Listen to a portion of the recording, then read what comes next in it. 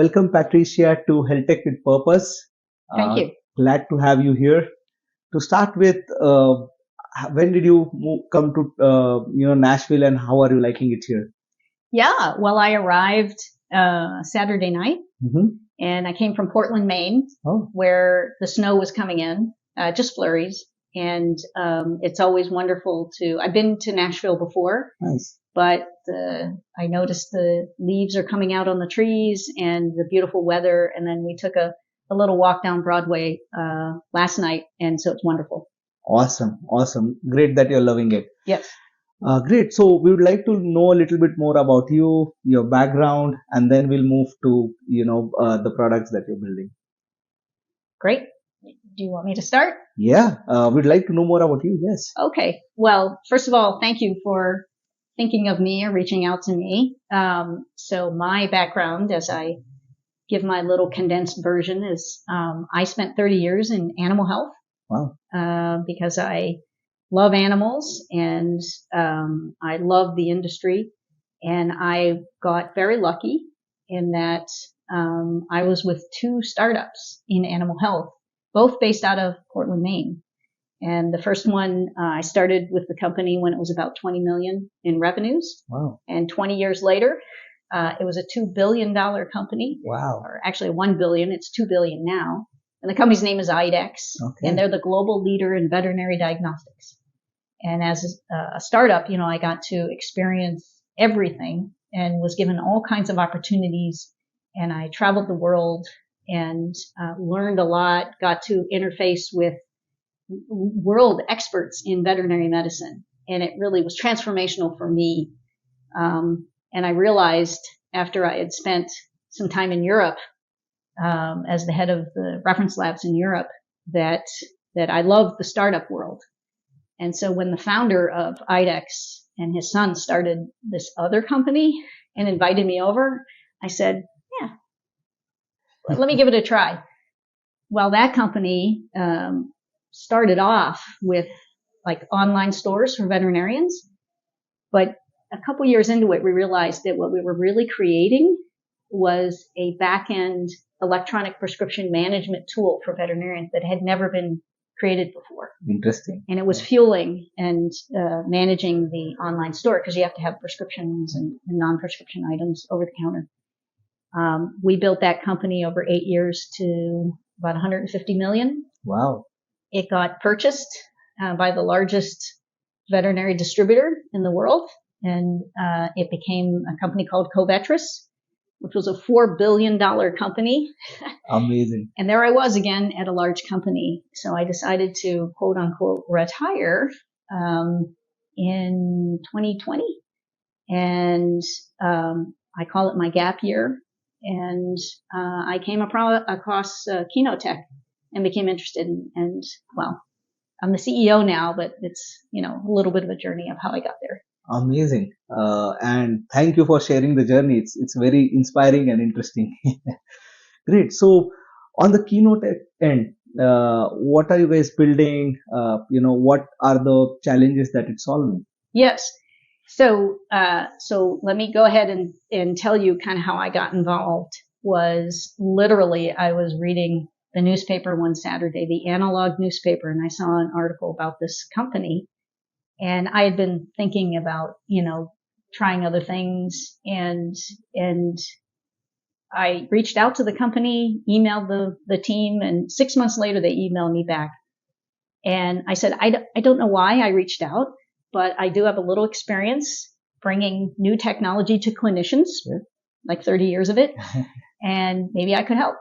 And at the time, I also myself was experiencing some knee pain and some shoulder pain.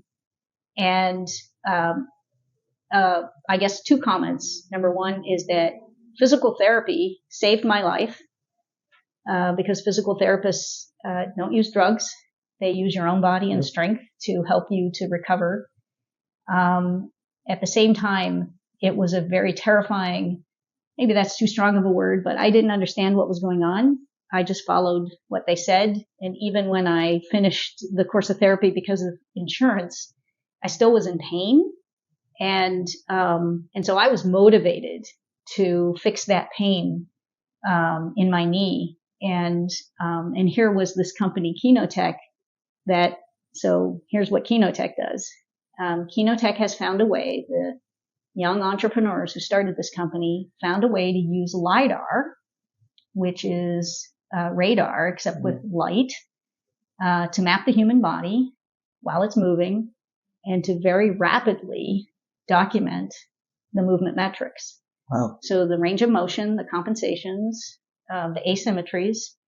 And, a lot of people have tried to do this, but what Kinotek did was put it in a package so that you could do full range of movement on a body within seconds. Wow. And it's all in the cloud. And they worked very hard to do this. And I would say my one contribution to the development of the product was that when we were doing beta tests, we got feedback that the presentation of the information could be better. And so I said, well, why don't we make it look like blood work? And that's what we did. And so what we've done is where others have tried, and there are systems out there that are pretty expensive, and they take up a lot of space, and they require calibration and multi-cameras or sensors. This is no sensors, very little space, portable, affordable, fast, and easy. And that's what we're doing to change or attempt to change and support any movement clinician to assess body movement. Wow. Very, very interesting. It is. And I am myself a true believer of, physiotherapy because I have a L4, L5 in the back issue, and physiotherapy also saved my life because I was not able to sit for more than 5-10 minutes before that. It was crazy. So very interesting. So, walk us through the journey. Like, for example, say I'm the patient and I want to avail the system. So how do I go about it? What's the whole process? Yeah, so it's actually pretty simple. It's deceptively simple. And let me tell you about we commercialized the product in August of last year. We got our FDA registration. And so now we have a medical product and a wellness product. Nice. And so on the medical side, we have interest from physical therapists and chiropractors and athletic trainers. And then on the wellness side, we have interest from strength and conditioning coaches and fitness experts. Great. And we're also getting a lot of interest from people involved in workers' compensation. And I learned a new term that I guess if you're in the industry, you know it. But, employees are industrial athletes. Yeah. And we know that, pro sports athletes are a financial asset and they're taken care of. Yep. We should do the same thing with employees. Yep. And so the journey on any one of those, I'll tell you two different kinds of journeys that you could have. Is if you go into a physical therapy practice and today what would happen is like any good clinician, you would get a baseline, just like you would do basic blood work, Yep. right? If you were going to understand what your health was. Yeah. Well, today the baseline is an expert, physical therapist would use a plastic protractor called a goniometer to manually measure your range of motion. Oh, wow. Okay. Now, this doesn't mean that they're not good at it. They are. But, they have to manually do it. And if I do it, if one clinician does it, another one might have a slightly different number. We all know about digital stuff now. Yeah. And so this is inherently subjective. And they use their eye and everything. Again, it doesn't mean they're not doing a good job, but imagine what we could do if we could have objective data and consistent data.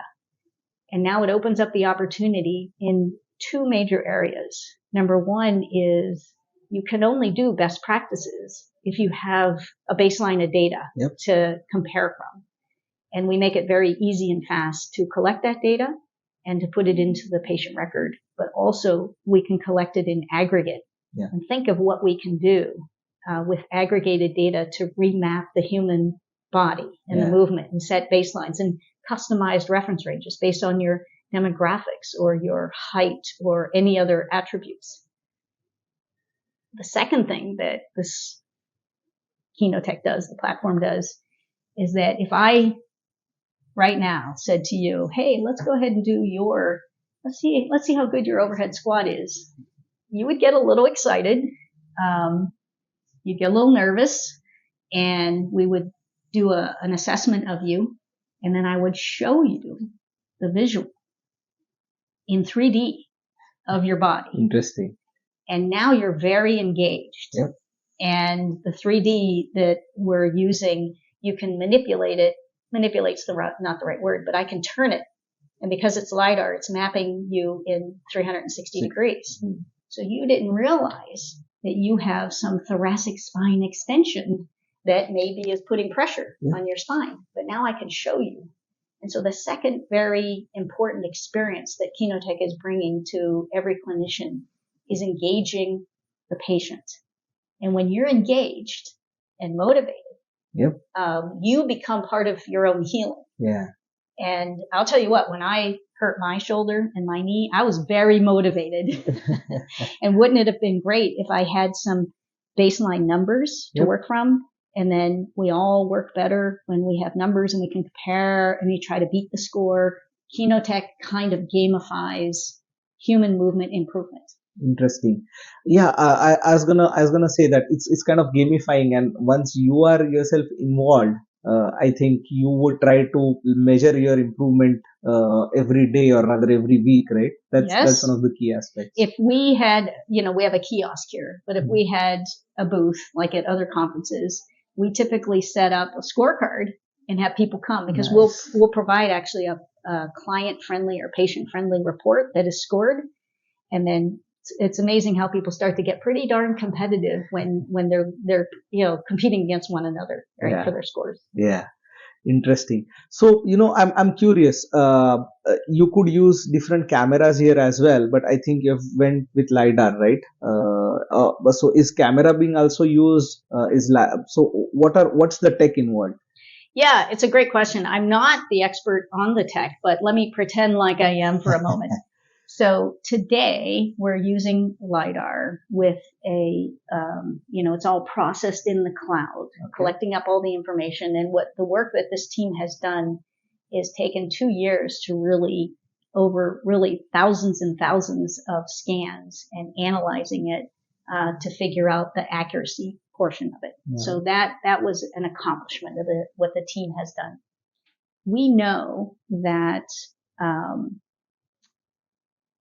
to be able to expand with the future and the needs of the future and our vision for where we want to go, we want to eventually move away from having to use that LiDAR camera. And so we just launched an alpha, right? So fingers crossed. It was actually last week, where we can take any 2D video and convert it to 3D. Okay. So we can get all this. So here's for me, and I know we're going to get to this, but what's the purpose? We want to make this accessible to everybody. We want the high technology that you would have to pay thousands, if not hundreds of thousands of dollars for.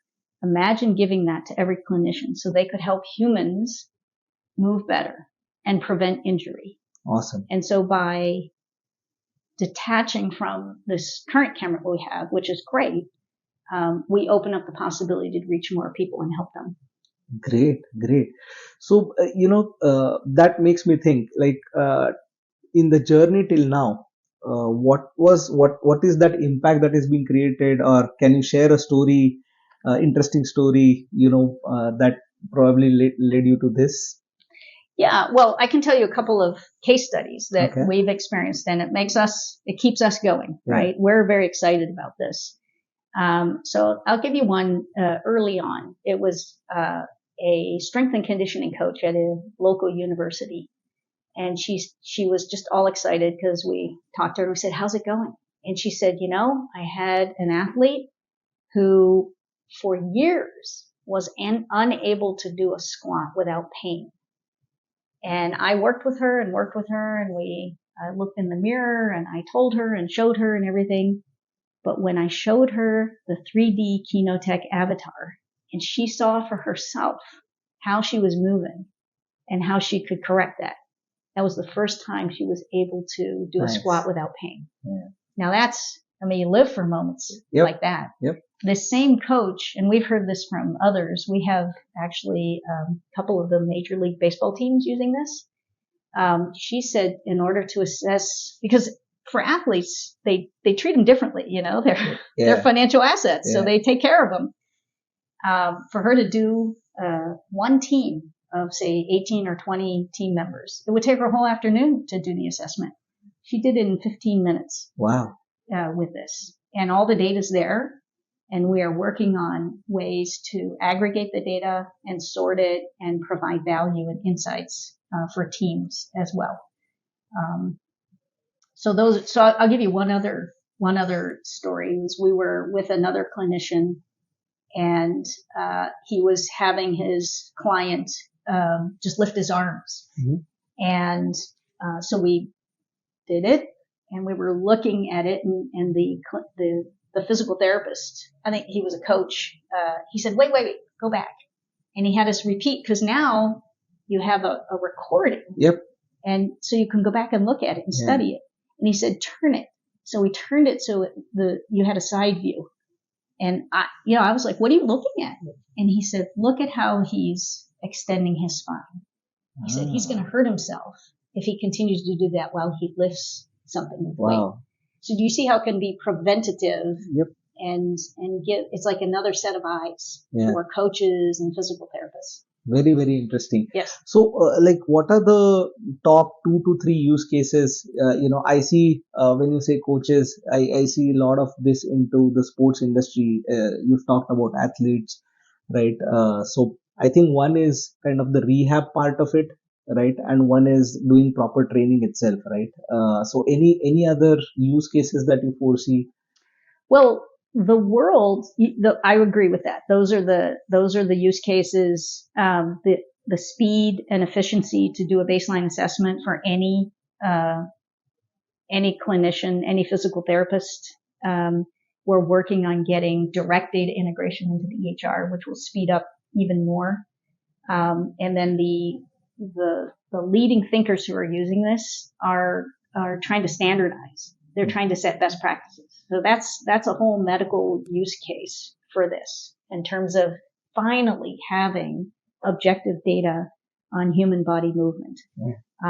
And more data than, we have movement quality graphs. We have lots of data that we're collecting, and think of the possibilities, what we can do. And I think the medical profession is very excited about this. Yeah. And I want to come back to that in a second. On the sports side, it is about efficiency, but it's about injury prevention. Yep. And understanding what they're doing is taking the data and forming their conditioning programs based on what they see. And it can be based on the individual athletes, or what they'll see is, I'm just making this up, but wow, 25% of the athletes have weak, or not weak, but say, not good ankle dorsiflexion. Mm. So let's adjust our program so that we can do that. We have a high school coach in Maine who's using this, and he said, Pat, we have the students, they'll go from lacrosse right into skiing, right into swimming, and then back to lacrosse. And he said they're growing, the kids are growing, and it's very critical in between seasons that we check them and make sure that we're not setting them up for injury. Yeah. So it's for injury prevention. So those are kind of the major use cases. And then who knows with workers' comp, we don't have baselines. Yep. And for insurance, they go, well, what's your baseline? Nobody knows what your baseline is. Yep. Awesome. So where do you see, the whole product going and evolving? And do you see it will go into certain B2C kind of use cases as well? So we like to think about the B2B side, if we want to call it that. Yeah. And this is what I wanted to come back to, is that, I'm learning as well here. I came from veterinary medicine, but and I'm a human that needed help with my range of motion and pain. Yeah. And you too. Yeah. In fact, 50% of Americans have some musculoskeletal pain, which is horrible. It's a global epidemic of people in their bodies. Movement is a vital sign. And look at how we use vital signs, your oxygen level, your heart rate. These are vital signs. So is your movement. And imagine, we just had a great lunch today with some really leading thinkers who said, imagine if we can develop phenotypes of movement. Imagine if we can map human movement in a much, much better, more scientific, quantitative way. Interesting. And so our vision is to say, how can we do that rapidly and fundamentally change the level of not only measurement, but the level of care and insights that we can provide so that we are more rapidly helping people.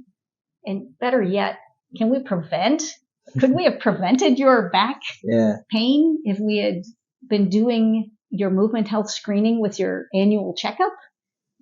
Why wouldn't we do that, right? Yeah. Now we have the tool to be able to do that. That's where we're thinking with the company. Amazing. And how do you plan to scale up? Is it, geography wise, more feature wise? Like, what's the plan? Yeah, well, so, we're a startup, but we've gained actually quite a bit of really nice traction, amazing traction in my experience in animal health. And we've attracted, I'm not going to name names, but we have, in the physical therapy space, there's a lot of aggregation going on, meaning money is coming in, private equity, other larger companies are buying up smaller physical therapy practices. Why? Because it's kind of hard to make money. And they're getting squeezed by insurance. And so they need more efficient operations. So we believe that we can help there with potentially a new economic model. This is so easy to use that imagine having an assistant physical therapist, just like your dentist. Yep. You hardly see your dentist, right? Yeah. Everything is done by everybody else. And then the dentist comes in, takes a quick look, and you're like, what am I paying for? Yep. Anyway, I love my dentist. And so we want to pursue and lean into the economic value.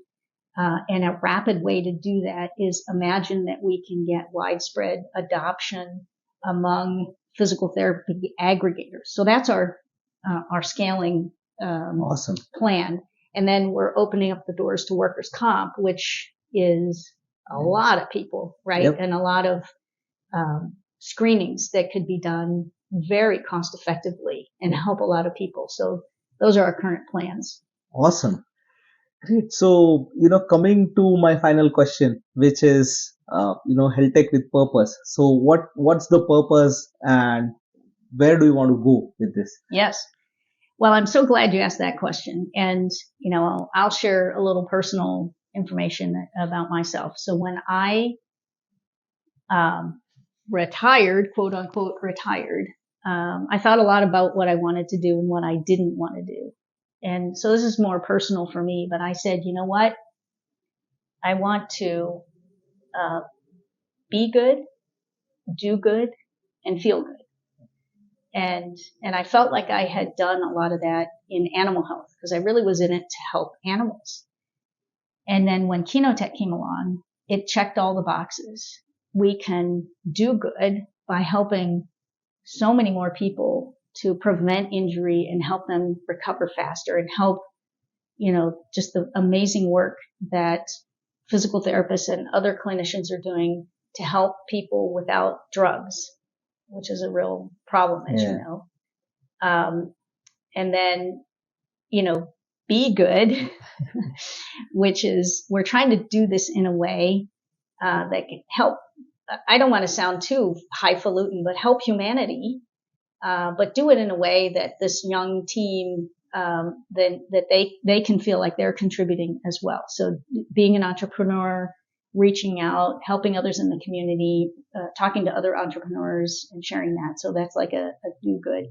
And then feel good, right? Well, that's very personal. I want to feel good by taking care of my body. And I'm much more aware. Yep. I didn't know what ankle dorsiflexion was, or thoracic extension. And now I'm telling everybody who will listen, you can prevent issues with your feet if you have good asymmetry and strengthen your body. So, so that those are all the good that we want to do. And that's why I'm here, with this company. Amazing. Great. It was really nice talking to you.